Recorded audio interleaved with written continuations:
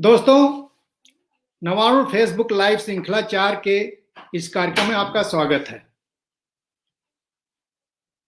आज जो मुद्दा है वो किसानों का आंदोलन है, उसी पर बातचीत करेंगे। अभी 26-27 नवंबर को किसानों का आंदोलन शुरू हुआ था। 2 दिन का जो पड़ाव था वो महीने भर के पड़ाव में बदल चुका है। अभी भी आंदोलन कितना खींचेगा और क्या रूप लेगा, इसको लेकर के सिर्फ कयास लगाए जा सकते हैं, कोई पुख्ता बात नहीं कही जा सकती है। किसान जो सबसे पहले पंजाब और हरियाणा से चले थे, पश्चिमी उत्तर प्रदेश से चले थे, अब पूरे देश से जत्थे आने लगे हैं। महाराष्ट्र का जत्था पहुंचने वाला है, छत्तीसगढ़ से वो राजगोपाल के नेतृत्व में जत्था आ रहा है, उत्तराखंड से जत्था किस तरह से कल आप देखे बैरिकेड तोड़ते हुए वो आगे कूच कर रहा है। कल उसकी तस्वीरें वीडियो के जरिए देखी गई। इसके अलावा विभिन्न हिस्सों से, बिहार से भी और मध्य प्रदेश से भी, तमाम हिस्सों से किसान लगातार राजधानी की तरफ कूच कर रहे हैं। और अभी जो हालात हैं उसमें जो एक डेडलॉक की स्थिति बनी हुई है, 6 चक्र की वार्ताएं हो चुकी हैं और उन वार्ताओं में जो सरकार का रवैया दिखा है, बजाय समस्या को सुलझाने के, किसानों की बात सुनने के, पूरा ये बात दिखी है कि सरकार अपनी जिद पर अड़ी हुई है।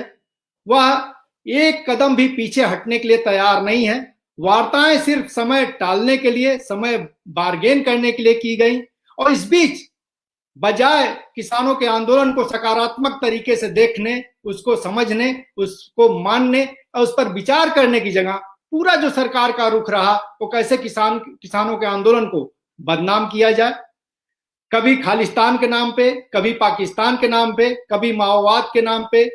कहा गया कि इसमें घुसपैठिया आ गए हैं, विदेशों से फंडिंग हो रही है, हर तरीके से बदनाम करने की कोशिश की गई। लेकिन एक किसान आंदोलन न भूतो न भविष्यत जिसको बोलते हैं, हम लोगों ने 1857 की लड़ाई में बताया जाता है कि किसान विद्रोह था, किसान उसकी अगुवाई कर रहे थे, वो हमने किताबों में पढ़ी थी। लेकिन उसके बाद जो भी आजादी की लड़ाई से लेके आज तक कहा जा सकता है कि ऐसा किसान, ये किसानों का विद्रोह है, ये किसान क्रांति है जो सड़कों पर दिख रही है। किसान अपने परिवार के साथ, बीवी, बच्चे, बुजुर्ग सड़कों पर खुली आसमान के नीचे इस गलन भरी, ठंड भरी रात में बैठे हुए हैं और उनकी जिद है। ये जो उनकी जमीन हड़पने की साजिश चल रही है, उनकी खेती हड़पने की साजिश चल रही है, उनके अन्न पर कब्जे का जो पूरा प्लान है जो सरकार के नेतृत्व में कॉर्पोरेट के जरिए कराया जा रहा है, वो उसको होने नहीं देंगे। तो आप कह सकते हैं कि एक बड़ी लड़ाई, एक बड़ा मोर्चा किसानों ने खोल दिया है और धीरे धीरे समाज के दूसरे तबके भी उनसे जुड़ते जा रहे हैं। यूथ, मध्य वर्ग, कर्मचारी, मजदूर, सब धीरे धीरे, क्योंकि सब कहीं न कहीं किसानों से जुड़े हुए हैं हर स्तर पर। तो इस पूरे मसले पर बातचीत करने के लिए आज जब एक महीना हो गया है करीब करीब, और अभी अगले चक्री वार्ता के लिए किसानों की तरफ से प्रस्ताव गया है, 29 दिसंबर को नई वार्ता का प्रस्ताव गया है। तो सारे लोगों की निगाहें 29 दिसंबर पे है। और आज जब प्रधानमंत्री मोदी मन की बात कर रहे थे तो पूरे देश में किसान उनकी मन की बात सुनने की जगह थालियां पीट रहे थे और ये कह रहे थे, अब आपके मन की बात नहीं, अब हमारे मन की बात चलेगी और उसको आपको सुननी पड़ेगी। अपने थाली और ताली के संदेश के जरिए किसानों ने बताने की कोशिश की है सरकार से। अब सरकार कितनी सुनती है ये 29 दिसंबर को पता चलेगा। लिहाजा 29 दिसंबर एक पड़ाव फिर बनने जा रहा है इस आंदोलन का। लेकिन आज इन्हीं सारे मुद्दों पर बातचीत करने के लिए हमारे साथ 2 मेहमान हैं। अखिल भारतीय किसान महासभा के पुरुषोत्तम शर्मा जी हैं और सिर्फ उनकी यही पहचान नहीं है, इस आंदोलन को उन्होंने बहुत करीब से ना तो देखा है बल्कि नेतृत्व किया है। जो अखिल भारतीय किसान समन्वय समिति बनी है उसके सदस्य हैं, इनका संगठन उसका सदस्य है। तो जीवंत रूप से, ऑर्गेनिक रूप से, भौतिक रूप से हर स्तर पे किसान आंदोलन से जुड़े हुए हैं पुरुषोत्तम शर्मा जी। रोजाना वहां जाकर के नेतृत्व कर रहे हैं। और इसके साथ ही आपको बताएं कि बौद्धिक मोर्चे पर भी पुरुषोत्तम शर्मा जी लगातार सक्रिय है और अपनी वेबसाइट के जरिए, अपने पर्चा पोस्टर के जरिए तो काम करते हैं। अभी इस दौरान 30 पेज की एक पुस्तिका भी इन्होंने निकाली है, जो किसानों का दिल्ली पड़ाव के नाम से वो पुस्तिका है। हम लोग के सामने पुस्तिका आप देख सकते हैं, स्क्रीन पर दिख रही है।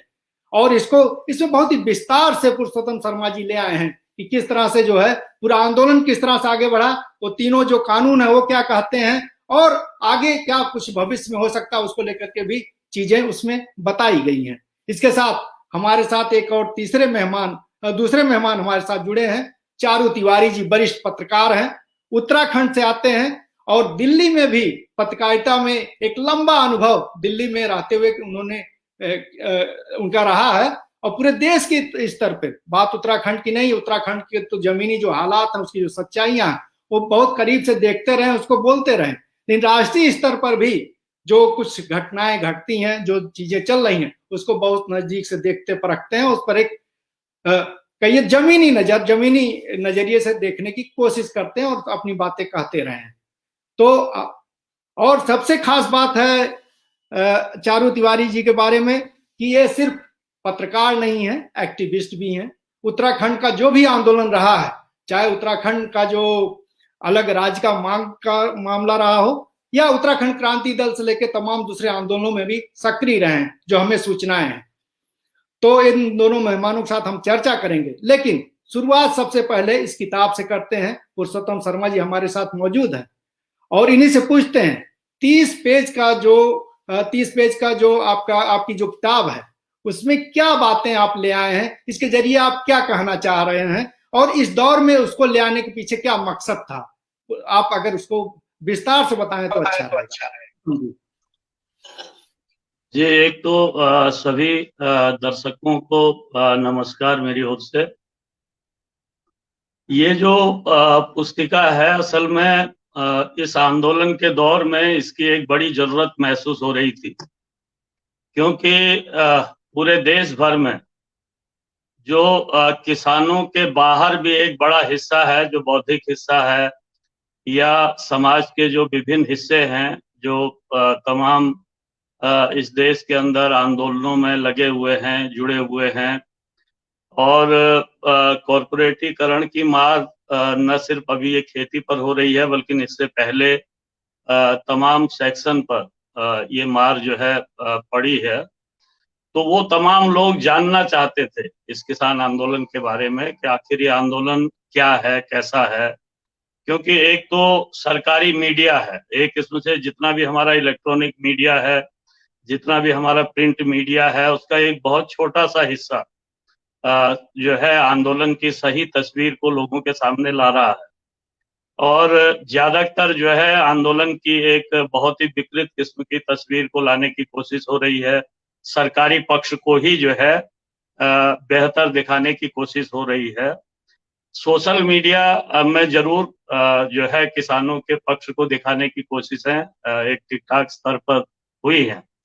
तो ये लग रहा था कि एक तो ये जो आंदोलन है, मुझे लगता है कि इस तरीके के आंदोलन 100-200 साल में कभी देखने को मिलते हैं। ये कोई सामान्य आंदोलन नहीं है। और इसलिए जब इस आंदोलन की ये चर्चा हो रही थी, कोई इसको पगड़ी संभाल जट्टा आंदोलन से इसकी तुलना कर रहा था, कोई टिकैत के वोट क्लब आंदोलन से इसकी जो है महेंद्र सिंह टिकैत के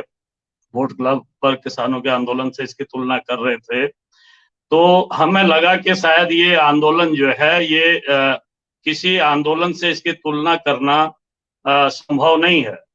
ये अपने आप में बहुत ही बड़ा जो है ऐतिहासिक आंदोलन है।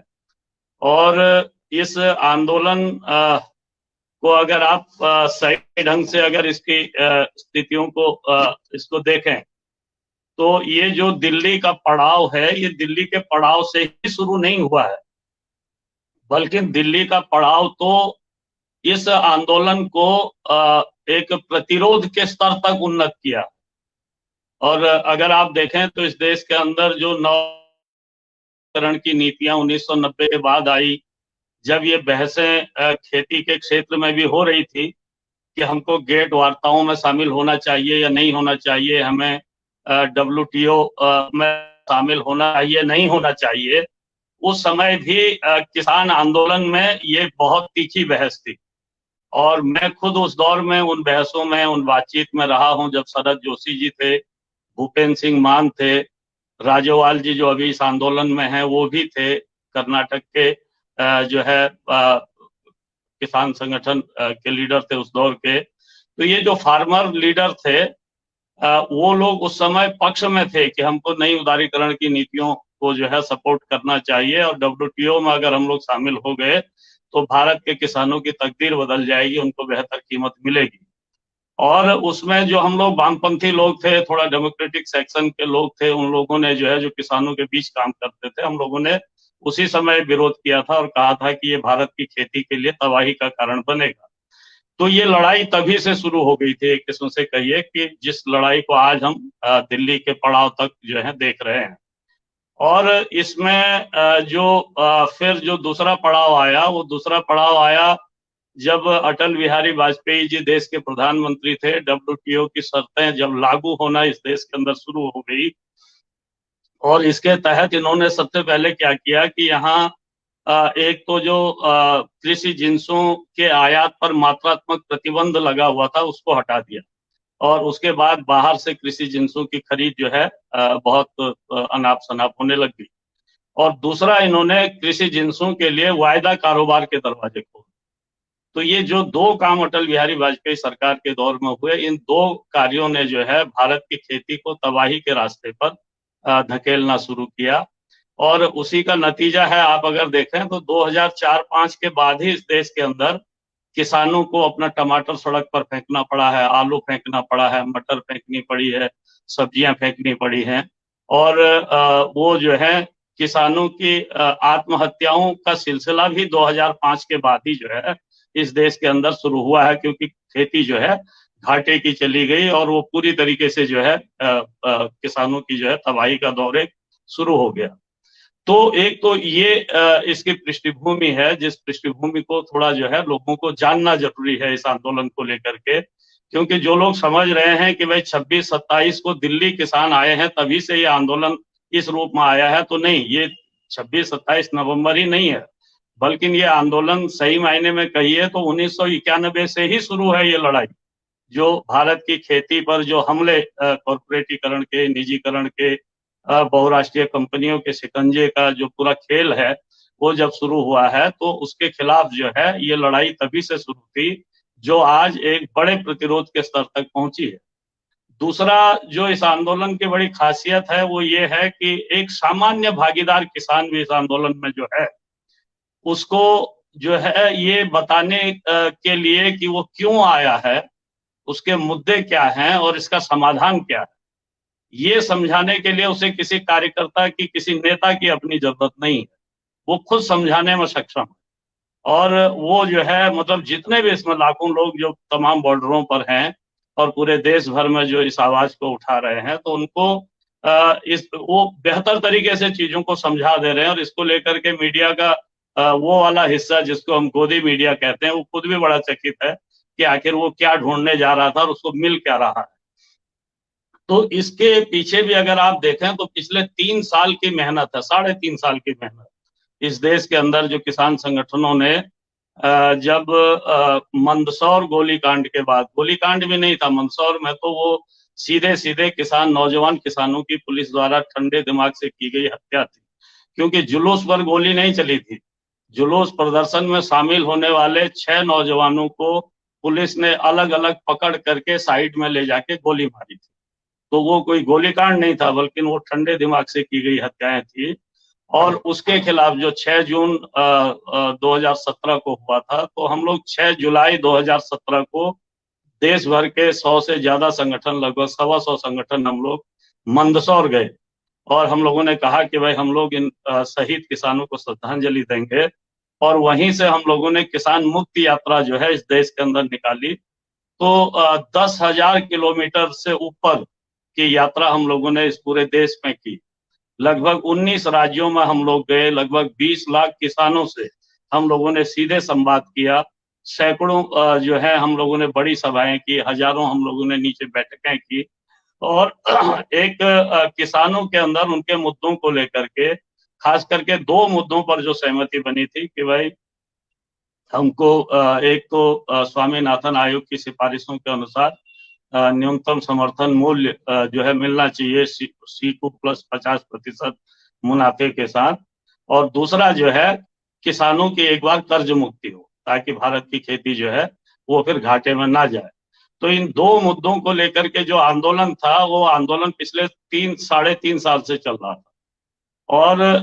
उन 2 मुद्दों को का समाधान करने के बजाय, जो कि सरकार का वायदा भी था, जो कि 2014 में जो है प्रधानमंत्री खुद गांव-गांव में जाके किसानों से वोट मांगे और बोले कि हम इन 2 कामों को सत्ता में आते ही करेंगे। लेकिन जब उन्होंने नहीं किया और उसके खिलाफ जब ये मूवमेंट बढ़ा और सरकार ने ये नहीं किया, तो सरकार दरअसल में जब कोविड के दौर में, कोविड संकट के दौर में इन कानूनों की जगह इनके जो है अध्यादेश लेकर के आ गई, तो वहीं से जो है एजेंडा शिफ्ट, मतलब सरकार तो ये वैसे भी एजेंडा शिफ्ट करने में माहिर सरकार है, तो इसने उन 2 मुद्दों को साइड रह करके एक तीसरा एजेंडा लेकर के ये आ गई, कानून लेकर के आ गई। लेकिन किसान संगठन इस बात को लेकर के सचेत थे। किसानों की बड़ी गोलबंदी इस देश के अंदर हो चुकी थी। पहली बार था कि 250 से ऊपर संगठनों का AIKSCC बन गया था, जो पूरा उस आंदोलन को लीड कर रहा था।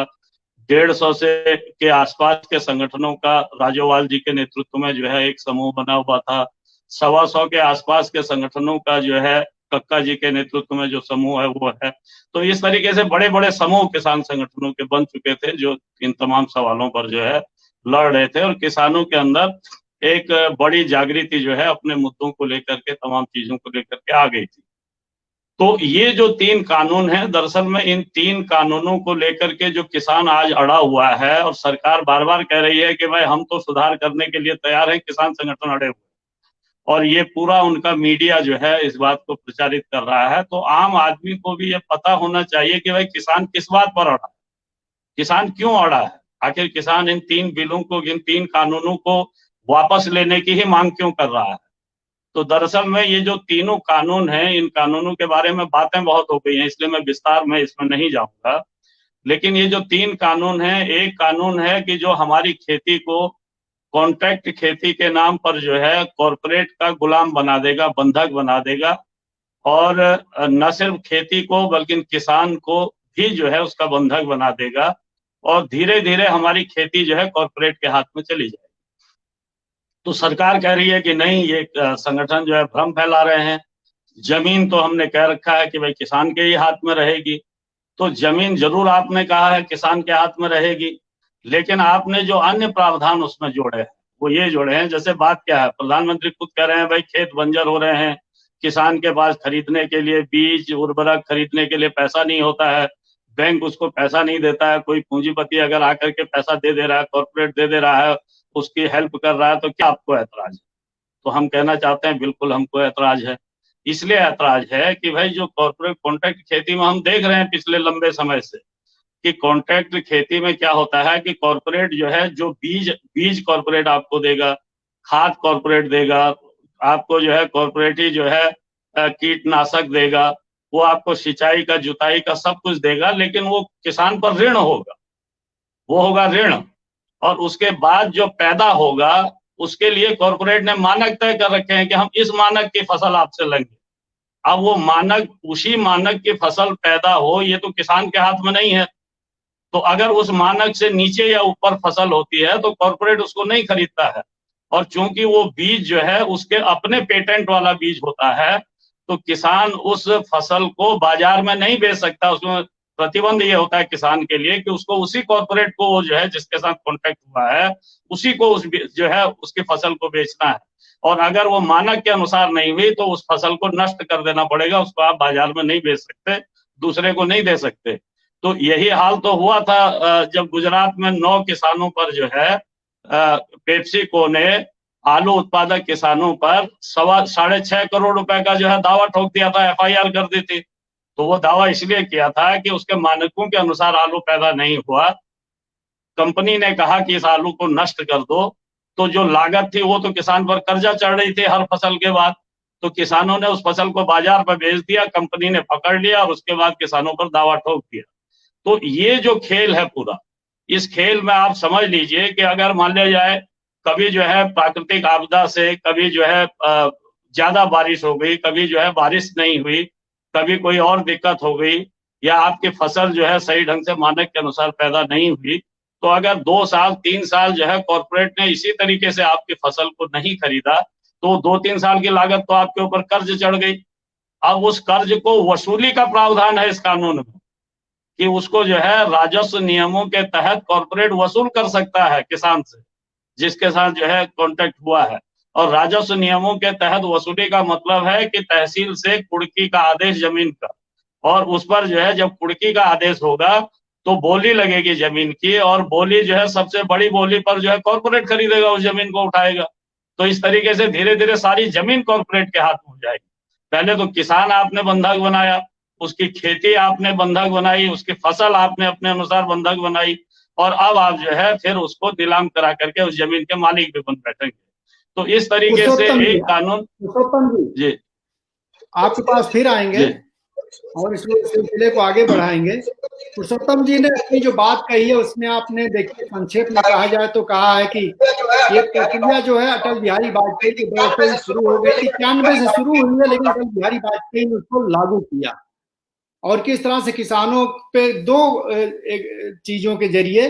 वो जो वायदा कारोबार का मामला है और जो आयात होता था अनाज का, उस पर उसको रोक हटा दी पूरी जो है। तो इसके दो जरिए, इन दोनों कानूनों के जरिए जो है किसानों की कमर तोड़ी, और उसके बाद लगातार गोलबंदी शुरू हो गई थी। लेकिन पिछले 3 सालों में जो किसानों की गोलबंदी और तेज हुई है, बहुत ही संगठित हुई है, और मंदसौर के उस कांड के बाद और इसने तेज रूप अख्तियार कर लिया, किसान संगठित होना शुरू हो गए। करीब पहले 250 संगठन थे, इस समय 500 संगठन करीब जुड़ गए हैं। और उसके साथ निचले स्तर पे पुरुषोत्तम जी बता रहे हैं कि कोई अभी जो चीजें दिख रही हैं ऊपर, जो पूरा एक आंदोलन किसानों का पूरे देश के स्तर पर दिख रहा है, इसकी तैयारी पिछले 3 सालों से चल रही है। जमीनी स्तर पे तमाम संगठन लगे हुए हैं, तमाम रैलियां हुई हैं, 18,000 किलोमीटर यात्रा हुई है, किसान संगठन यात्रा किए हैं, और उसके जरिए निचले स्तर पर जागरूकता फैली है। और उसी का नतीजा है कि अब कोई भी किसान जो है इन तीनों कानूनों के बारे में खुल करके बता रहा है।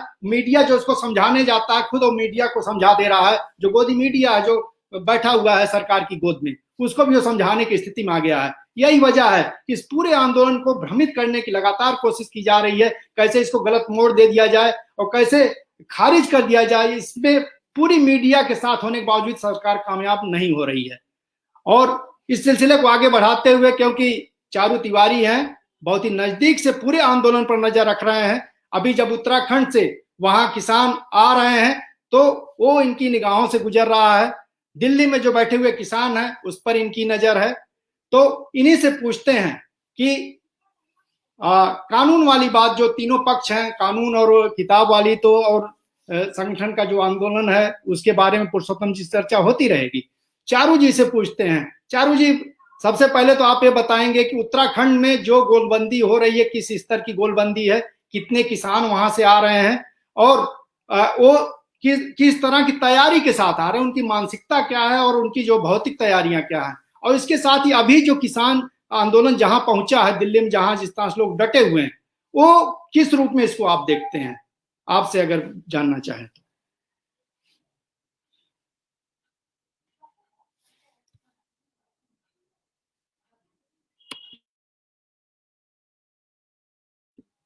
अनम्यूट कर लीजिए, आवाज नहीं आ रही। हाँ जी, जी महेंद्र जी, सबसे पहले आपको बहुत बहुत इस बात के लिए आभार कि ऐसे समय में जब पूरे देश के अंदर किसान आंदोलन पूरी जनपक्षीय, पूरी ताकत के साथ, पूरी संगठित एक ताकत के साथ लड़ा जा रहा है, और जब पूरा ये किसानों का जो आंदोलन है वो किसानों से बाहर भी एक बहुत लोकतांत्रिक तरीके से उन तमाम मुद्दों को भी एड्रेस करने की कोशिश कर रहा है कि इन किसान आंदोलन से पूरे देश की तमाम और व्यवस्थाओं पर भी कैसे प्रभाव पड़ रहा है और किस प्रकार से पूरा किसान आंदोलन पूरे जनता का आंदोलन है। ऐसे समय में जब पूरी सरकारी जो कोशिशें हैं वह एक तरह से पूरी तरह से किसानों के खिलाफ हैं और पूरे मोर्चेबंदी जो जी ढंग से है, जिसको हम जिस तरह से हम कह सकते हैं कि सरकारी जो प्रायोजित जो पूरी चीजें हैं उसको जो जनता के बीच में फैलाया जा रहा है, ऐसे समय में किसानों का दिल्ली पड़ाव नाम से जो ये पुस्तिका पुरुषोत्तम शर्मा जी ने निकाली है, यह निश्चित रूप से इस पूरे जो सरकारी एक अभियान को है उसको कंडम भी करता है और जनता के बीच में सही चीजों को भी लाने की कोशिश कर रहा है। इसलिए मैं तो सबसे पहले नवारण प्रकाशन का बहुत बहुत आभार व्यक्त करना चाहता हूं कि जब भी हम कभी ऐसे इन संघर्षों में निकलते हैं तो उन संघर्षों का जब रास्ता होता है तो उसमें जितनी भी बाधाएं और जितने भी एक जो बनाए बुने सिस्टम के तहत उसको खत्म करने की साजिशें होती हैं, उस समय ऐसी आवाजें भी ऐसे प्रकाशक ऐसे लेखक उठाते हैं कि जो इन तमाम चीजों को खत्म करते हैं। मैं पहले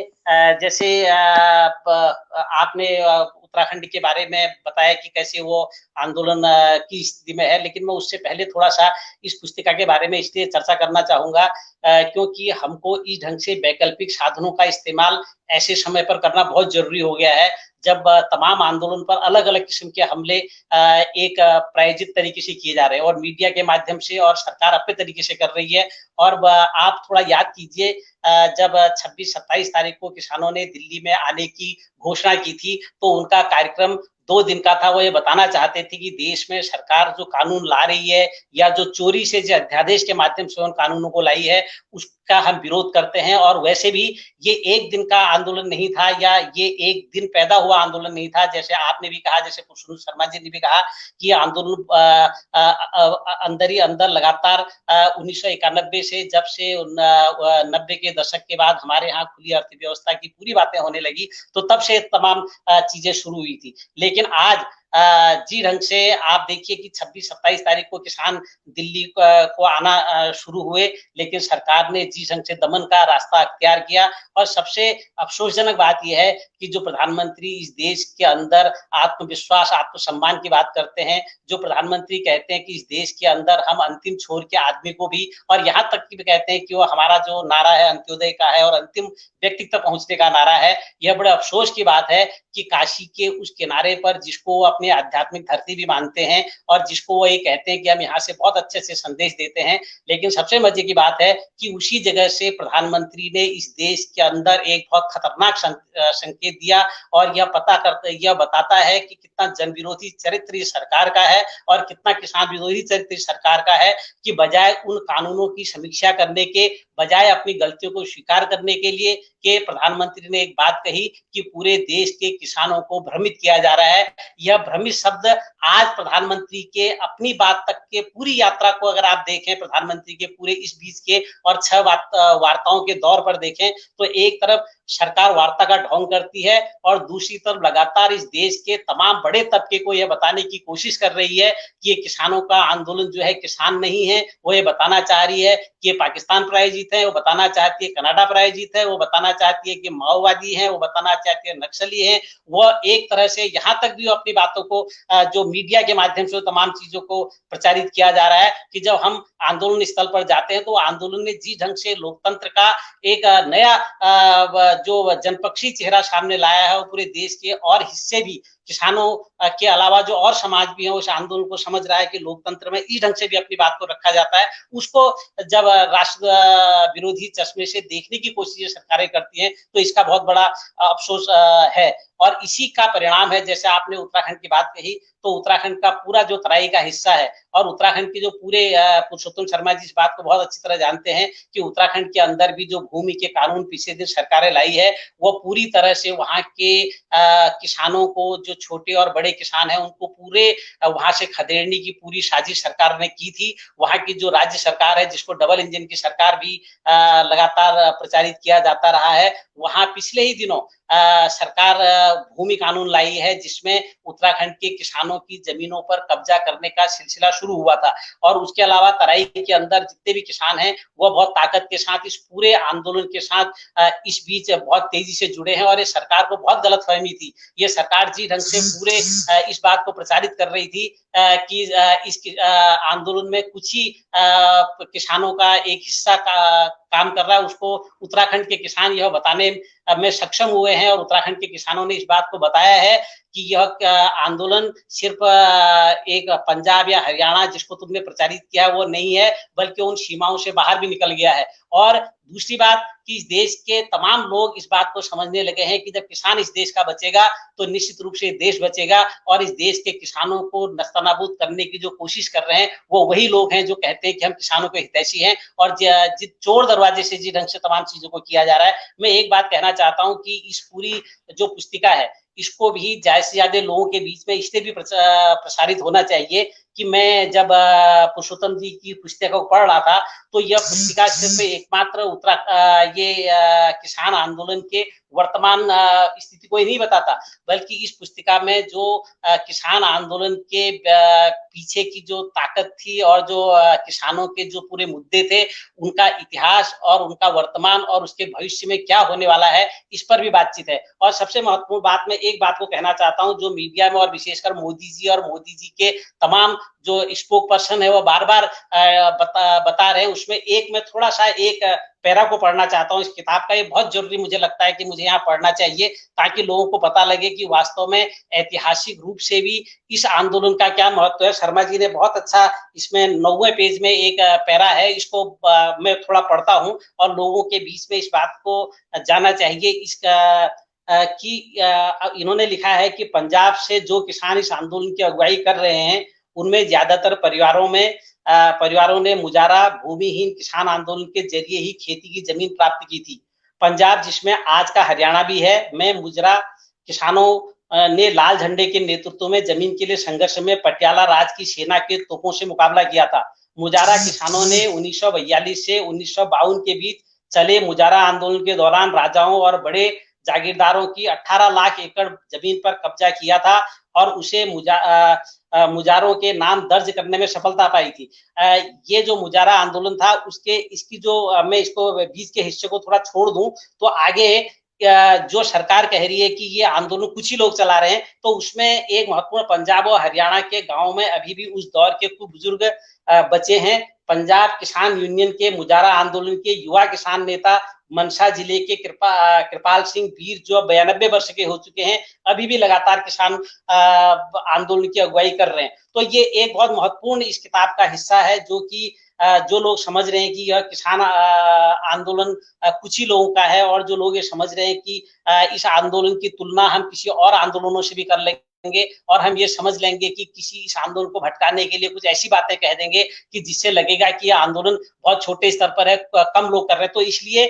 ये 1942 से 1952 के बीच चले आंदोलन को चलाने वाले उस समय के युवा कृपाल सिंह जो 92 वर्ष के हो गए हैं वो भी इस आंदोलन में शामिल हैं। तो इससे साबित होता है कि किसानों के इस आंदोलन की गंभीरता और इसकी जो पूरी व्यापकता है उसको समझा जा सकता है। और दूसरी बात है कि जो पूरी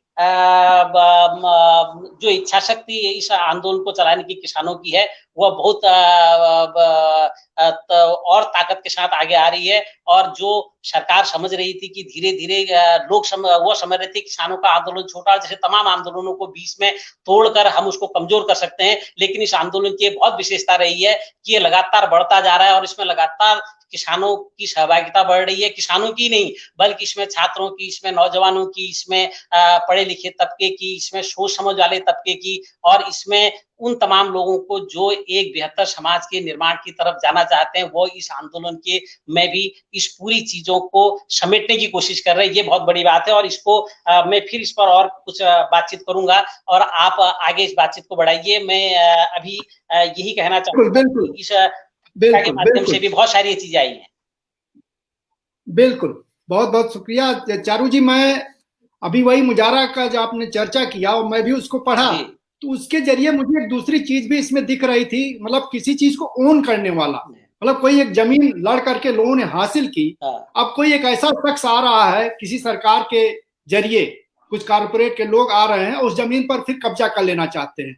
तो वो जो लड़ाई थी जो उनके पुरखों ने लड़ी थी और जिसका मालिकाना उनके पास है वो इतने आसानी से उसको नहीं देने जा रहे हैं। और मैं जब किसानों के आंदोलन की चर्चा कर रहा हूं तो मुझे लगता है कि एक जो बात मैं लोगों से कह रहा हूं कि ओनरशिप होती है, जो किसान जो है इस देश का मालिक है, वो उसकी जमीन है, वो उसकी एक ओनरशिप रहती, लगता है देश हमारा है, ये देश की जमीन हमारी, हम इसके मालिक है। और कोई ऊपर बैठा हुआ आदमी कुछ पैसा हासिल कर लिया किसी तीन तिकड़म से, अब वो आकर के कब्जा कर ले। तो ये जो किसान इसके केंद्र में, हमको लगता है इस लिहाज से आंदोलन सफल होने जा रहा है। और ये जो किराए के लोग हैं,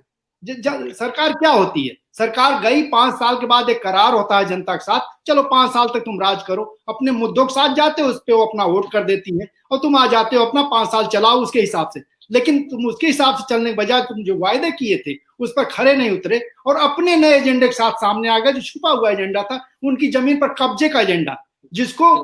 हमने बनाया था नौकर,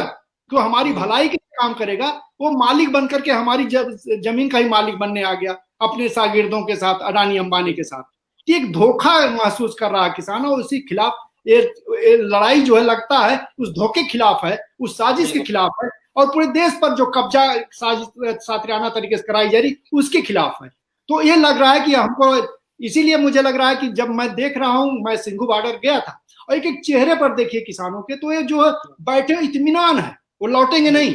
पूरी तैयारी के साथ है, पूरे सारे संसाधन उनके पास है, वो नहीं जाएंगे। उनको लग रहा है कि इसको खारिज करवा के जाना है, नहीं तो हम तो जहां जाएंगे तो हमारी जमीन तो नहीं रहेगी, कल हमको फिर उसी पर मजदूर बन जाना है और वहीं जो कामगार बन जाना है। तो इस नजरिए से हमको लगता है कि निर्णायक लड़ाई के मूड में किसान आया है और इस लिहाज से बहुत ही महत्वपूर्ण पुरुषोत्तम जी ने उसमें उदाहरण दिया है ये वाला जो है। अगर मैं आपसे पूछूं, क्योंकि आप देखिए पत्रकार हैं और मीडिया से जुड़े हुए हैं सीधे, तो अभी के जो हालात हैं, जहां पहुंचा है किसान आंदोलन, मीडिया की तरफ से सरकार प्रायोजित जो कोशिशें होती रही, मेन स्ट्रीम मीडिया जो भी कहिए, गोदी मीडिया, वो किस तरह से किसान आंदोलन को बदनाम करने की कोशिश करता रहा। लेकिन उसके बरखिलाफ चाहे सोशल मीडिया के स्तर पे रहा हो, चाहे इंडिविजुअल स्तर पे, हर स्तर पे लोगों ने प्रयास किया है और एक दूसरे स्तर पे गई हैं। तो अभी आपसे अगर पूछें तो आप किस रूप में देखते हैं, मेन स्ट्रीम मीडिया कितना सफल रहा है और सोशल मीडिया किसान के पक्षधर, जन पक्षधर लोग कितना उसको दबाने में कामयाब रहे हैं या नहीं रहे हैं, या अभी बराबर की लड़ाई चल रही है, शायद अभी फैसला आगे होना है। तो मीडिया के नजरिए से अगर आपसे पूछें। देखिए, मीडिया का जो नजरिया, पहली बात तो मैंने आपसे पहले भी इस बात को कहा था कि मीडिया का जो पूरा नजरिया है वो नजरिया एक, जिसको हम गोदी मीडिया कहते हैं, या वो बिल्कुल सरकार के नजरिए से ही पूरे आंदोलन को देखने और दिखाने की कोशिश कर रही है। पिछले दिनों में जब से इस आंदोलन की शुरुआत हुई है, जब से लोग, पूरे किसानों ने दिल्ली घेरी है, तब से तमाम लोगों ने जिस ढंग से अपने चैनलों के अपनी हेडलाइन से दी है वो बड़ी चौंकाने वाली है। बड़ा कभी कभी तो ये लगता है कि जैसे एक चैनल का मैं देख रहा था, उन्होंने कहा कि उसकी जो पूरी 1 घंटे की बहस थी वो इस बात पर थी कि कंधा किसानों का और बंदूक फलाने की, और उन्होंने एक जगह ये था कि अब घुसाई आंदोलन में, अब घुसाई विकलिस, एक जगह उनका था कि अब जो है लाल झंडे दिखाई दे रहे हैं आंदोलन के अंदर, और उन्होंने ऐसे ऐसे वीडियोज भी लगाए जिनको उन्होंने कभी उसकी सत्यता जानने की भी कोशिश नहीं की। और मीडिया ने जी ढंग से, सबसे बड़ी बात ये थी कि वो जब उस स्पॉट पर भी गए जहां जहां हमारे तीनों बॉर्डर्स पर हमारे किसान बैठे हैं, हम लोग भी उन बॉर्डर्स पर गए हैं, हमने भी अपने नजरिए से चीजों को देखा है। बड़ा अफसोस है कि एक बहुत छोटी मानवीय संवेदनाएं भी जब पत्रकारिता के अंदर नहीं रही, जब हमारी देखने की बहुत छोटी दृष्टि भी नहीं रही, मैं तो बहुत पत्रकारिता की तो बात ही नहीं कर रहा हूँ, उसको तो छोड़ दीजिए आप, मैं बहुत न्यूनतम मानवीय मूल्यों की बात भी कर रहा हूँ, जो कि हम एक दूसरे को देख और समझ के कभी उन संवेदनाओं को प्रकट भी करते हैं। कई बार हम चीजों को आप देखिए कि उन बॉर्डर्स पर जी ढंग का एक नया संसार बसा है, और उन बॉर्डर्स पर जी ढंग से एक नई किस्म की चेतना का आलोक है, और जो इतना बड़ा फलक जो चेतना का वहां है, वहां पर हमारे बच्चों ने लाइब्रेरी खोली है, हमारे यहाँ गीत है, वहां पर संगीत है, वहां पर तमाम किस्म से वो बहुत ही स्वयंसेवी ढंग से और एक पूरी ग्रामीण तौर तरीके से और पूरे भारतीयता के एक पूरे प्रतिमानों की तरह से वो अपनी जगह खड़े हैं। उन जगहों पर किसी भी मीडिया ने इस बात को दिखाने की कोशिश नहीं की, और उसने हमेशा इसी बात को प्रचारित किया है कि देखिए इस देश की अर्थव्यवस्था पर बंद से क्या प्रभाव पड़ता है। उन्होंने कहा कि किसानों के आंदोलन से देश की अर्थव्यवस्था कितनी खराब हो गई है। उसने एक चैनल ये दिखा रहा था कि जो चैनल अपने को बहुत सबसे तेज चैनल मानता है, उसने एक किसान को दिल्ली के एक किसी गांव के किसान को दिखा के उसने कहा कि ये किसान आंदोलन की वजह से मेरी मशरूम जो है कितने खराब हो गई है। तो ये जो पूरा एक चरित्र है, मैं मतलब कुछ उदाहरणों से मैं आपको बता रहा हूँ कि जो पूरा चरित्र था किसानों को दर्शाने का, और यहाँ तक कि सोशल मीडिया के माध्यम से और अपने विभिन्न कार्यक्रमों के माध्यम से उन्होंने ये बताने की भी कोशिश की कि देखिए जीन्स पहनने वाले किसान कैसे होते हैं। उन्होंने ये बताया कि देखिए बड़े-बड़े ट्रैक्टरों में आके अपने 6-6 महीने का सामान लाने वाला किसान, 6-6 महीने अड्डा मार सकने वाला किसान जो है इन समस्याओं को कैसे, इन तमाम चीजों को बहुत प्रचारित किया गया। लेकिन ये बहुत अच्छी बात है इस आंदोलन की, जो आपने कहा कि आंदोलन जा कहाँ रहा है। इतना सब कुछ होने के बाद भी, और इस सोशल मीडिया में इतना प्रोपेगेंडा फैलाने के बाद भी, और जो ये जो आपका आजकल जिसको एक नया शब्द दिया गया है जिसको व्हाट्सएप यूनिवर्सिटी कहते हैं, उसके माध्यम से भी जितनी चीजें फैलाई गई हैं, मैं इस बात को बहुत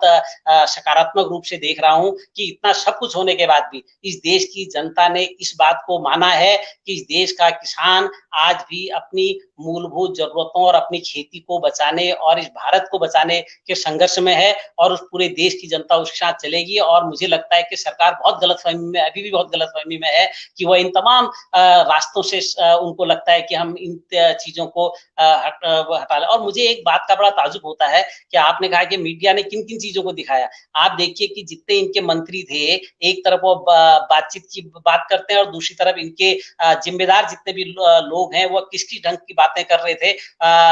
हमारे पूरे किसानों के बारे में। तो उसको जनता ने एक जवाब तो जरूर दिया है। जनता ने ये कहा है कि तुम अब जनता को ये लगने लगा है कि पूरा प्रायोजित चीजें हैं, और असलियत उन्हीं जो दिल्ली का घेराव है। और जब भी क्रांतियों में इस ढंग का घेराव होता है, कई बार शासकों को बहुत गलतफहमी हो जाती है, और इस ढंग के घेराव हमने किसान आंदोलनों में, जैसे शर्मा जी ने भी जिक्र किया है कि अन्य किसान आंदोलनों से इसे हम कुछ अलग, लेकिन एक बात जरूर हुई है कि इसने एक बात को मान लिया कि पूरे देश के अंदर अडानी और अंबानी के खिलाफ जो पूरा एक माहौल बनाया, वो इस बात को बताता है कि सामूहिक रूप से लोग इस बात को मान चुके हैं कि पूरे कॉर्पोरेट के हवाले हमारे तमाम धरोहरों को करने की जो साजिश सरकारों ने की है, वह जनता समझने लगी है। और मुझे लगता है कि आने वाले दिनों में इस आंदोलन का बहुत सकारात्मक चीजें होने वाली है। और एक बात और बहुत महत्वपूर्ण है कि चाहे सरकार कितनी भी बात करे, अपने माध्यमों से कितनी भी बात कर दे, लेकिन एक बात तो तय हो गई है कि जब सरकार इस बात पर अड़ी है कि हम अपने तीनों और तो जो कुछ कर लो, लेकिन हमें कानून को वापस नहीं लेंगे, तो ऐसे में जब वो संशोधन की बात करती है, जब वो कह रही है कि आओ बैठो हम संशोधन करते हैं, तो देश की जनता इस बात को समझ रही है कि जब सरकार संशोधन की बात कर रही है तो निश्चित रूप से ये कानून बहुत खतरनाक है। और सरकार को यह समझ में आ गया है कि उसने बहुत बड़ी गलती कर दी है। लेकिन जिस लोकतंत्र के अंदर एक अघोषित तानाशाह बैठ जाता है और वह जब अपनी बात को मनवाने के लिए तमाम किस्म के चालबाजियां करने लगता है, तो उसके खिलाफ कभी न कभी जनता अपने ढंग से भी खड़ी होना शुरू होती है। जब इस देश के अंदर पूरे हमारे मुद्दों से ध्यान भटकाने के लिए उन्होंने थाली बजाना शुरू किया, उन्होंने कहा कि 5 लाख दीप जलाओ, ये तमाम प्रोपेगेंडा हुआ था। तो आज किसानों ने बहुत अच्छा काम किया कि जब मोदी अपने मन की बात कर रहे थे, हमारे देश के प्रधानमंत्री मोदी जी जब अपने मन की बात करते हैं, पूरे देश के मन की बात नहीं सुनते हैं, तो ऐसे समय में हमारे किसानों ने भी ये फैसला लिया कि हम भी अपने मन की बात करेंगे और हम भी उस ताली और उस थाली बजा के आपका जवाब देंगे। तो जनता इस बात में आ जाती है, तो किसान आंदोलन का सबसे बड़ा फैसला ये है। जी पुरुषोत्तम जी, फिर एक बार आपके पास आना चाहेंगे। अभी जो हालात हैं, 6 चक्र की वार्ता हुई, उसमें जो है वो कोई नतीजा नहीं निकला। आप जानते हैं सरकार भी कोई गंभीर नहीं थी, जो अभी तक रवैया रहा है सरकार का। अब जबकि 29 दिसंबर की अगली तारीख किसानों ने अपनी तरफ से दी है, तो इसको क्या माना जाए? सरकार गंभीर है, किसी नतीजे पर पहुंचेगी, कोई झुकने का भी एक रास्ता बना सकती है, कोई बीच का रास्ता निकाला जा सकता है, या फिर उसी तरह से एक और वार्ता है जो वार्ता के लिए की जा रही है? किस रूप में देखा जाए 29 दिसंबर को?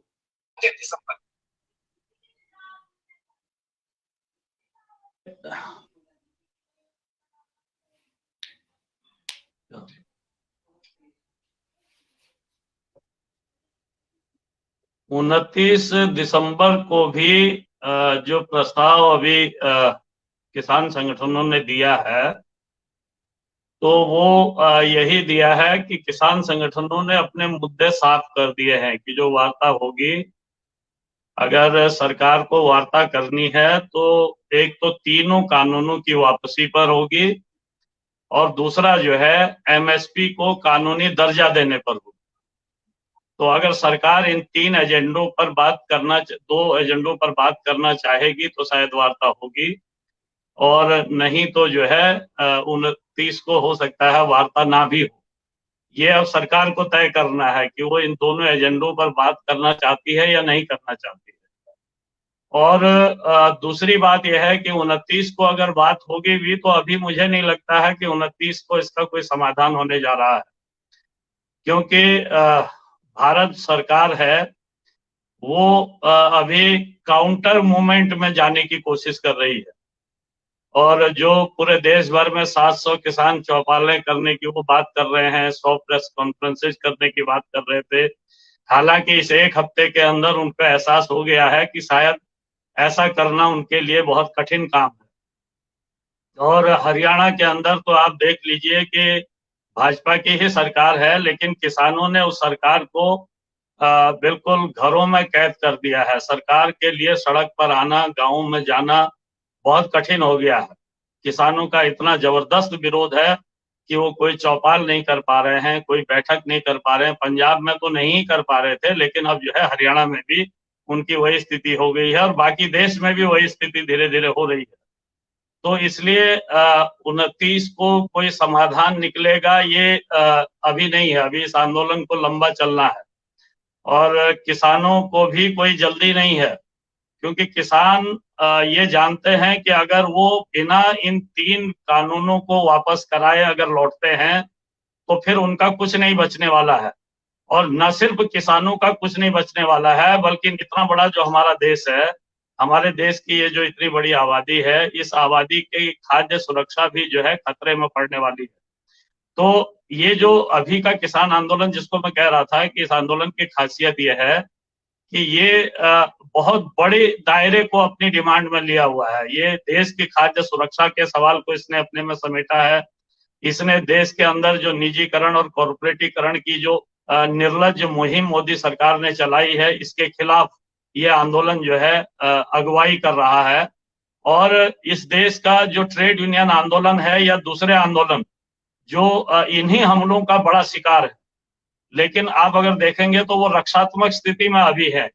वो अभी रूटीन कार्रवाइयों में है।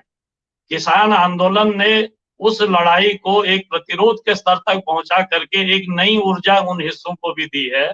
और इसलिए इस आंदोलन के अंदर जो व्यापक समर्थन इस आंदोलन को देश भर में मिल रहा है, वो इसलिए मिल रहा है कि वो तमाम समाज के हिस्से जो इन कॉर्पोरेटीकरण और निजीकरण की नीतियों की मार से पीड़ित हैं, वो इस आंदोलन के अंदर अपनी आकांक्षाओं की पूर्ति होते हुए देख रहे हैं।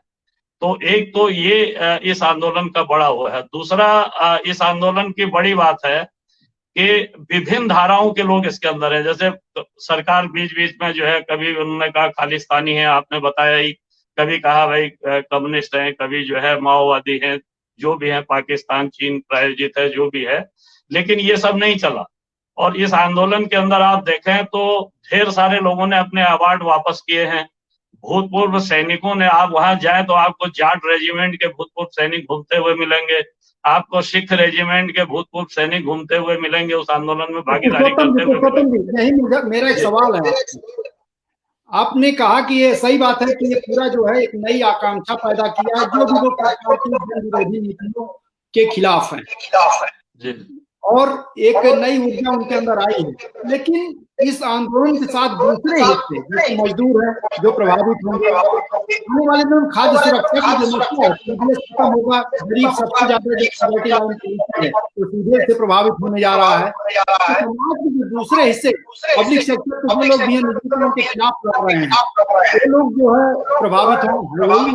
वही रहे हैं, लेकिन अभी सीधा जुड़ाव उनका क्यों नहीं हो पा रहा है? ये किस स्तर पे कमी रह जा रही है? क्यों उनके बीच कोई एक चैनल नहीं बन पा रहा है कि अभी ये मौका है सब लोग एकताबद्ध होकर के अपने अपने सवालों पर ही सही खड़े हो जाएं, तो सरकार पर एक बड़ा दबाव बन जाएगा और सरकार उनकी बातों को मानने के लिए मजबूर होगी। ये कहाँ गैप रह जा रहा है? ये कड़ी कहाँ टूट रही है?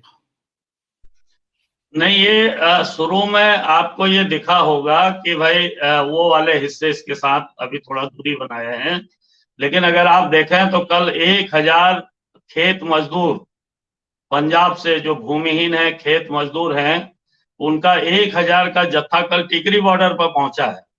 इस आंदोलन में भागीदारी करने। वो वहीं रहे हैं, अभी भी वहां एक हिस्सा उनका बड़ा हिस्सा वहां रुका हुआ है। वो जो है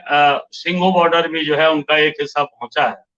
पूरे देश भर में इस आंदोलन के अंदर आप देखें तो शुरू में लग रहा था कि ये सिर्फ किसानों की इसमें भागीदारी है, लेकिन जो 8 तारीख का भारत बंद की कॉल किसान संगठनों की ओर से थी, उस भारत बंद की कॉल को सफल बनाने में जो ग्रामीण मजदूर है, खेत मजदूर है और जो ग्रामीण गरीबों का जो हिस्सा है, उसकी बड़ी भूमिका रही है भारत बंद को सफल बनाने में। तो ये हिस्से अब इस आंदोलन के पार्ट बन रहे हैं। धीरे धीरे जो है इनकी गोलबंदी भी बढ़ रही है और समाज के अन्य हिस्सों की भी गोलबंदी इसके साथ बढ़ रही है, क्योंकि जब ये जो 3 कृषि बिल हैं, इनमें एक तो खाद्य सुरक्षा से ही जुड़ा हुआ बिल है, जो इस देश के अंदर जो है जो हमारी खाद्यान्न है, उसके भंडारण और उसके वितरण को पूरी तरीके से कॉर्पोरेट के कब्जे में देने की तरफ ले जाता है। हमारे पीडीएस सिस्टम को खत्म करने की बात करता है, एफसीआई को खत्म करने की तरफ ले जाता है। तो ये सीधे सीधे बहुत बड़े हिस्से को इस देश के प्रभावित करता है और इसलिए उस हिस्से की भागीदारी भी अब इसमें जो है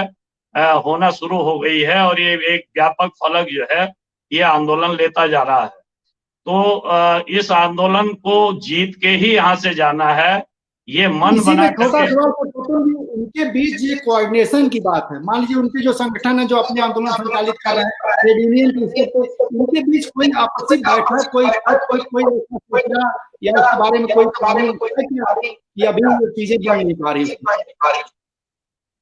नहीं, बिल्कुल मिल करके बैठकें भी होती हैं। एक तो जो हम लोगों के विभिन्न कोऑर्डिनेशन हैं, जैसे AIKSCC है, तो AIKSCC में सिर्फ किसान संगठन ही नहीं है, बल्कि खेत मजदूर संगठन भी उसके जो है घटक हैं। हम लोगों का जो सहयोगी संगठन है, ऑल इंडिया खेत एवं ग्रामीण मजदूर सभा, जिसकी 15 लाख के करीब सदस्यता है देश भर में, वो उसका घटक है। और इसी तरीके से जो अन्य खेत मजदूर संगठन हैं, आदिवासियों के संगठन हैं, वो तमाम उसके, आप देखिए, आप इसमें जो आप देखते हैं कि नेतृत्व की टीम में अगर आपको मेधा पाटकर दिखती हैं, अगर आपको प्रतिभा शिंदे दिखती हैं, अगर आपको महाराष्ट्र के अंदर सत्य शोधक शेतकारी पक्ष के लोग दिखते हैं, तो ये सब आदिवासियों के बीच काम करने वाले लोग हैं। इनके पीछे आदिवासी समाज की बड़ी ताकत है, जिसको ये लोग संगठित कर रहे हैं, जिनके अधिकारों के लिए लड़ते हैं। तो ये सारे संगठन भी इस लड़ाई में हैं। तो इसलिए इसको इस रूप में न देखा जाए कि भाई ये सिर्फ किसानों का संगठन है,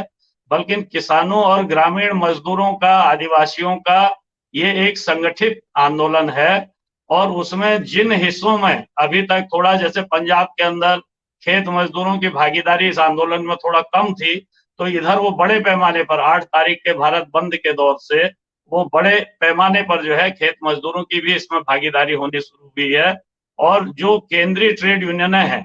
उनके साथ किसान संगठनों का एक कोऑर्डिनेशन रहता है। और इसीलिए आपने देखा होगा कि कई मौके ऐसे आए हैं, जैसे 9 अगस्त का कार्यक्रम था, तो ट्रेड यूनियनों ने, किसान संगठनों ने मिल करके पूरे देश भर में लागू किया। या इसी तरीके से 26-27 जब दिल्ली चलो की कॉल थी, तो 26 तारीख को देश भर में जो है वो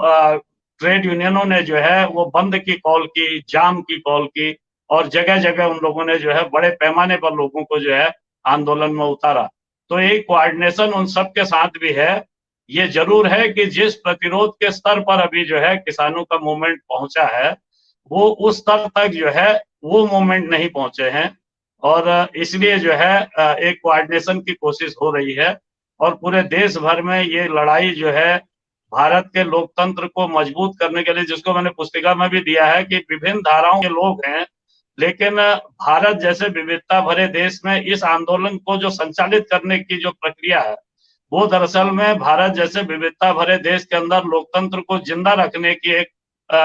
बहुत ही प्रेरणादायक मिसाल बनता जा रहा है। जहां दक्षिण पंथ से लेकर के वाम पंथ की ताकतें हैं, तमाम ताकतें हैं, लेकिन वो नीचे से लेकर के ऊपर तक पूरा कोऑर्डिनेशन उनके बीच एक ऐसा है कि वो स्वतः ही जो है एक अनुशासन में बंधे हुए हैं और इतना बड़ा आंदोलन कहीं भी अराजकता का शिकार नहीं हम लोग होता। बातचीत के आखिरी दौर में है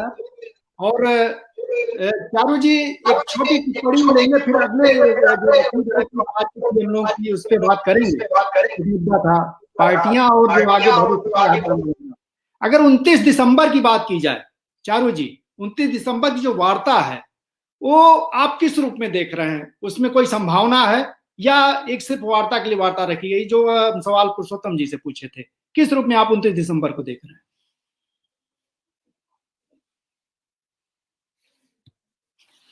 अनम्यूट कर अनम्यूट किया जी। हेलो जो 29 तारीख की जो वार्ता है, आवाज आ रही है ना? हेलो, हाँ जी महेंद्र जी, जैसे अभी पुरुषोत्तम जी ने कहा कि जो 29 तारीख की जो किसानों के साथ वार्ता होनी है, उसमें अगर उन 3 कृषि बिलों पर सरकार बहुत सही मंशा से बात करना चाहे तब तो ये बात हो सकती है। और जहां तक मुझे लगता है कि अभी सरकार ने जो अपना पूरा रुख अपनाया है और प्रधानमंत्री ने जो पहले दिन से लाइन ली है और उसमें किसी प्रकार से भी वो एक न झुकने वाला जो पूरा एक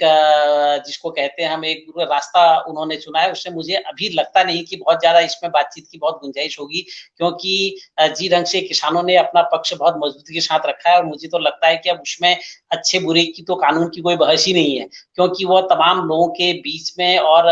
पूरे तीनों कानूनों के जो संदर्भ हैं और जो उसकी हकीकत है वो सामने भी आ चुकी है और सरकार भी इस बात को बहुत अच्छी तरह से जानती है। और आज भी सरकार मुझे लगता है कि सिर्फ वार्ता के लिए वार्ता करना और किसी ढंग से चीजों के बीच का रास्ता जिसको बार बार वो कहती है कि उसको निकालने की बात कह रही है, लेकिन किसानों ने एक, जैसा पुरुषोत्तम जी ने भी कहा कि जो ये आंदोलन पूरा एक फ्रेम से भी बाहर आ गया है और तमाम और तबके भी इसके साथ जुड़े हैं, तो अब इसमें ये बीच का कोई रास्ता नहीं होता। अब रास्ता ये है कि जो भी इस लोकतंत्र को जिंदा रखने के लिए और इस लोकतंत्र में जी ढंग की सरकारों की तरफ से जनपक्षी नीतियां बननी चाहिए, उसके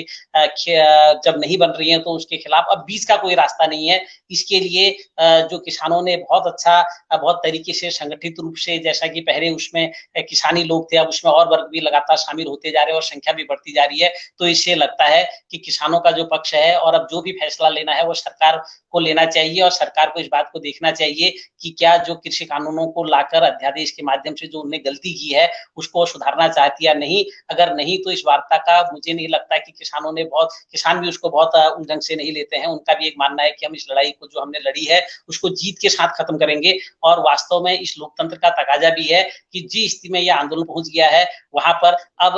बीच का कोई रास्ता कम से कम किसानों की तरफ से नहीं हो सकता है, क्योंकि किसानों ने जी ढंग से अपनी बहुत तरीके से और बहुत सरकार के सामने अपनी बातों को रखा है। उससे सरकार जब बार बार कह रही है कि हम इसमें संशोधन करने के लिए तैयार हैं, तो इसका मतलब ये है कि वो अपनी गलतियों को स्वीकार कर रही है और हम किसानों की तरफ से यह जरूरी हो गया है कि उस गलती पर जो सरकार ने की है उस पर बने रहने का। और इसलिए मुझे लगता है कि अगर किसानों ने जी ढंग का एक मन बनाया है और जी ढंग का मानस बनाया है और जी ढंग के संघर्ष का एक पूरा रास्ता उन्होंने तय किया है, मुझे लगता है कि ये जीत की तरफ ये रास्ता जाता है। और इसलिए सरकार के किसी भी बहकावों में आने के बजाय एक रास्ता जो लंबा चुना है वही अब इस समान चीजों को बचा सकता है और सरकार की तरफ से मुझे नहीं लगता है कि बहुत ज्यादा कोई ऐसा एक सकारात्मक प्रयास इस दिशा में होगा और वो उलझाने के लिए इस चीज को कर सकते हैं। ठीक चारू जी, हम लोग अब आखिरी दौर में हैं और हम दोनों मुद्दों के एक साथ अब समेटेंगे।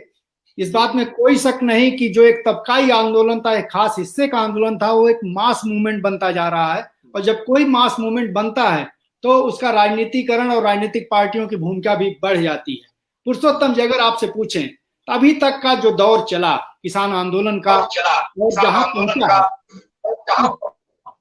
उसमें राजनीतिक पार्टियों की तरफ से कितना सहयोग रहा, सकारात्मक भूमिका निभा पाई है या जो उनको करना चाहिए था वैसा नहीं हो पाया, उस पर अभी और भी चीजें और उस पर बल देने की जरूरत है। किस रूप में देखते हैं राजनीतिक पार्टियों की भूमिका?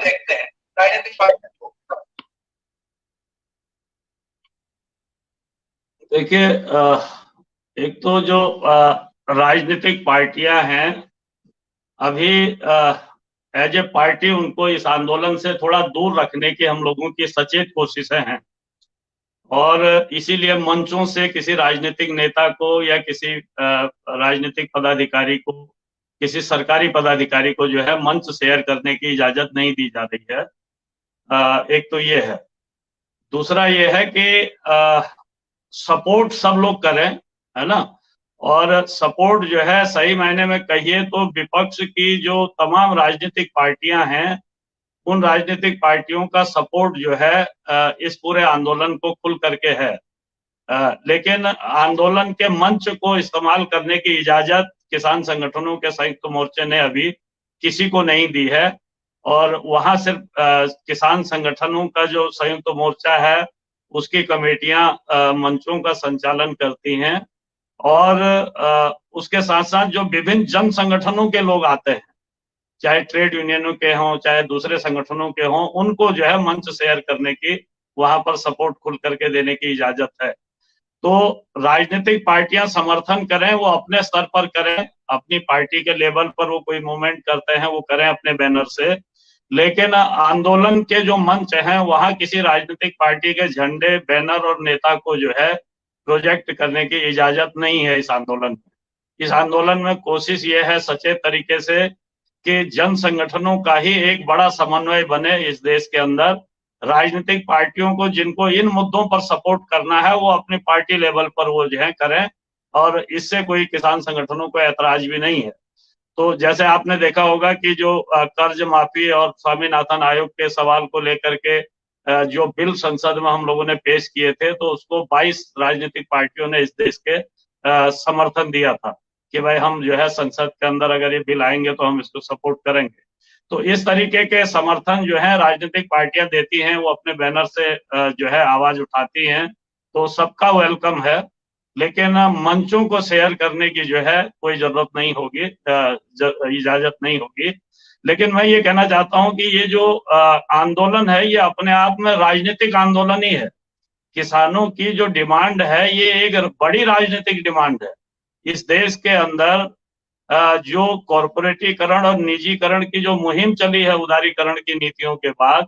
उसका जो चरम अभी के दौर में पहुंच रहा है, चरम पर जो पहुंच रहा है, उसके खिलाफ ये राजनीतिक प्रतिरोध की ही लड़ाई है।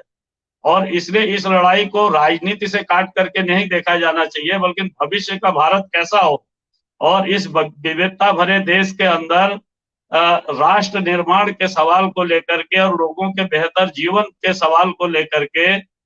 एक नेशनल यूनिटी कैसे बने, ये दोनों चीजें इस आंदोलन से सीखी जा सकती हैं। और इस लिहाज से इसीलिए मैंने कहा कि ये लोकतंत्र की पाठशाला जैसा लगता है, जहां ये इस तरीके के प्रयोग हो रहे हैं। इसलिए इसको गैर राजनीतिक लड़ाई हम लोग नहीं कह सकते। राजनीतिक पार्टियों से दूरी है, लेकिन ये अपने आप में राजनीतिक लड़ाई है, क्योंकि कॉर्पोरेटीकरण की मुहिम अपने आप में राजनीतिक मुहिम है। इसलिए उसका प्रतिकार जो है वो भी उसी स्तर का है। अब आखिरी सवाल आप दोनों से, जहां चीजें पहुंच गई हैं पुरुषोत्तम जी, डेडलॉक की स्थिति दिख रही है और सरकार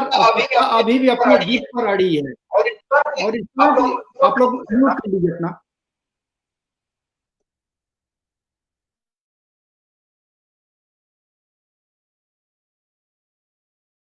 आपका म्यूट है, आप खोल लीजिए। महेंद्र जी की आवाज नहीं आ रही है। चलिए, अभी पुरुषोत्तम जी, अभी जो लड़ाई जहां पहुंच गई है और उसमें एक डेडलॉक की स्थिति बनी हुई है, सत्ता भी पीछे हटने के लिए तैयार नहीं है, जीत पर अड़ी है। और कुछ लोगों का तो यहां तक कहना है, जो सच्चाई भी अब सामने आने लगी है, कि अडानी पूरी अपनी तैयारी कर चुके थे, अंबानी अपनी पूरी तैयारी कर चुके थे, जो साइलो, उनके गोदाम और तमाम तैयारियां दिख रही है।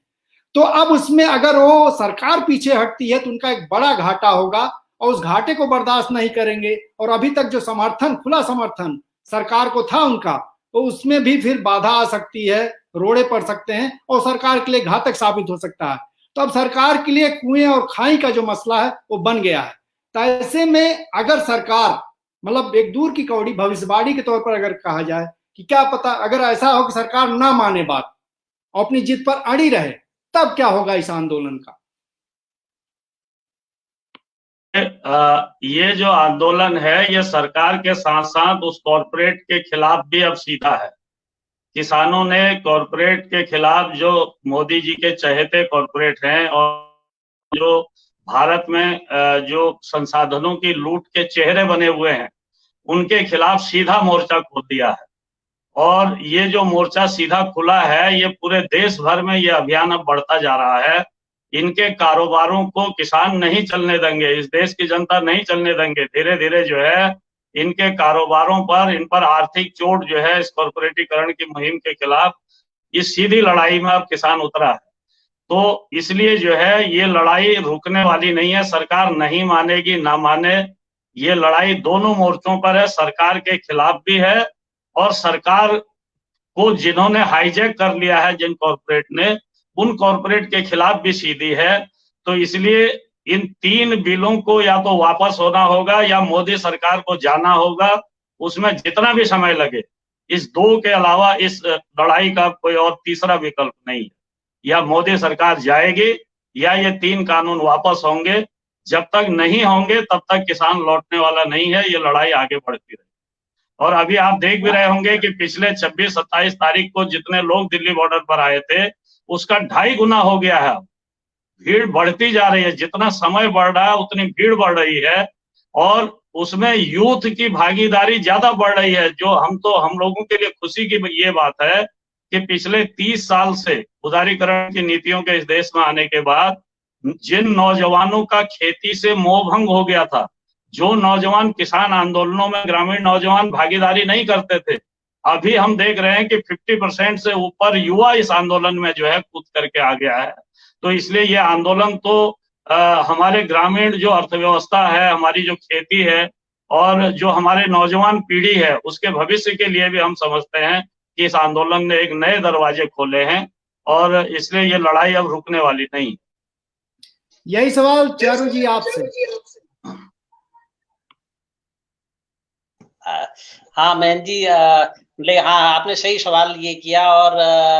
पुरुषोत्तम जी ने, हालांकि मैं उनकी पूरी बात से सहमत हूं कि जी ढंग से किसानों के इन 3 बिलों को सरकार लाई है और उस पर जी ढंग के उसके आर्गुमेंट हैं और जी ढंग से वो बातचीत कर रही है। और सबसे बड़ी बात क्या है कि अब यह सिर्फ 3 कानूनों को वापस लेने का सवाल तो है ही है, लेकिन जनता और किसान जी ढंग से कॉर्पोरेट, जिन कॉर्पोरेट्स के हितों के लिए सरकार इन कानूनों को लाई थी, उसके खिलाफ भी सड़कों पर आंदोलन कर रही है या उनके बारे में सोच रही है। तो ऐसे में सरकार के लिए जैसा आपने कहा कि उसके लिए बड़ी ये मुश्किल है कि वो कानूनों को वापस कैसे ले, क्योंकि उसके लिए पहले ही उन कॉर्पोरेट जो घराने हैं उन्होंने अपनी पूरी तैयारियां भी की हैं। तो एक तो ये है और दूसरा क्या है कि जो सरकार अपने इस आहंग में है और अभी आपने देखा मोदी जी ने कल ही अपने बयान में एक बात को कहा है कि उन्होंने ये कहा कि अगर हम किसानों के खिलाफ हैं तो जगह जगह हमको वोट क्यों पड़ रहा है। तो ये जो पूरा इस पूरी बातचीत को रोकने के लिए और किसानों और बीच में जो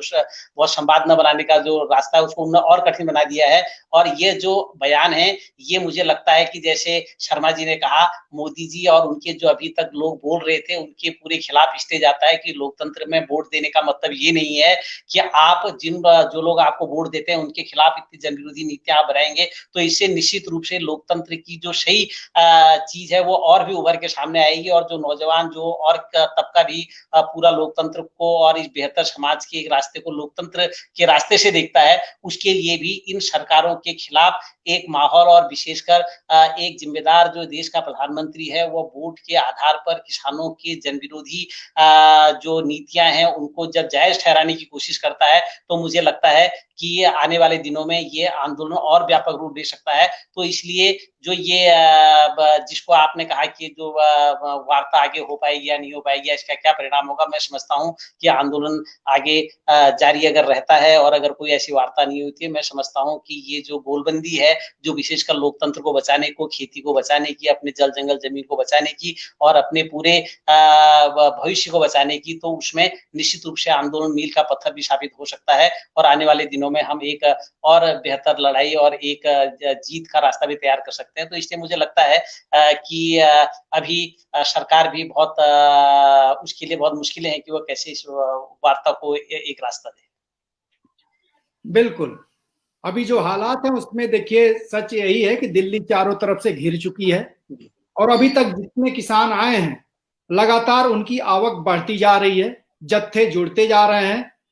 तमाम प्रदेशों से लोग जो है दिल्ली की तरफ कूच कर गए हैं और कहा जाए तो दिल्ली जाम करने की, अगर हम कोई गलत ना कहें और ये झूठ बात नहीं होगी, अगर किसान काल दे दे तो दिल्ली चारों तरफ से जाम हो जाएगी। इतनी हैसियत और इतनी ताकत किसानों ने अपनी पैदा कर ली है। और उसमें जो दूसरी दुविधा है कि अगर सरकार इस बात को समझ रही है किसी तरह के बल प्रयोग या दूसरे उसमें जाती है तो उससे भी बहुत गलत नतीजे निकल सकते हैं, क्योंकि आप जानते हैं कि चाहे वो पुलिस हो चाहे बॉर्डर पर तैनात जवान इन्हीं किसानों के बेटे हैं, उन्हीं के बेटे हैं, उन्हीं परिवारों से निकले हुए हैं। शायद ही वो अपने परिवार, अपने माँ बाप और उनके ऊपर लाठियां चलाना, गोलियां चलाना चाहेंगे। सरकार भी इस बात को अच्छे समझ रही है और इसीलिए कभी भी उसने उस तरफ कोई जो है इशारा तक नहीं किया है। तो लिहाजा सरकार फंस गई है और उसमें और कोई दूसरा रास्ता नहीं निकल रहा है। जिसकी तरफ पुरुषोत्तम जी ने इशारा किया, जिसकी तरफ चारू जी ने किया कि सरकार को पीछे हटना होगा, सरकार को ये तीनों कानून रद्द करने पड़ेंगे और रद्द नहीं सही तो कम से कम होल्ड पर जरूर डालना पड़ेगा और आगे इस पर किसानों के साथ सहमत के साथ ही कुछ आगे सरकार कर सकती है। इस तरह की स्थितियां पैदा हो गई हैं। आज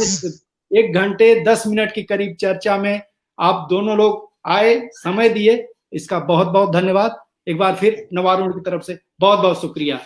पुरुषोत्तम जी, चारू जी, बहुत बहुत धन्यवाद, बहुत बहुत आभार आपका।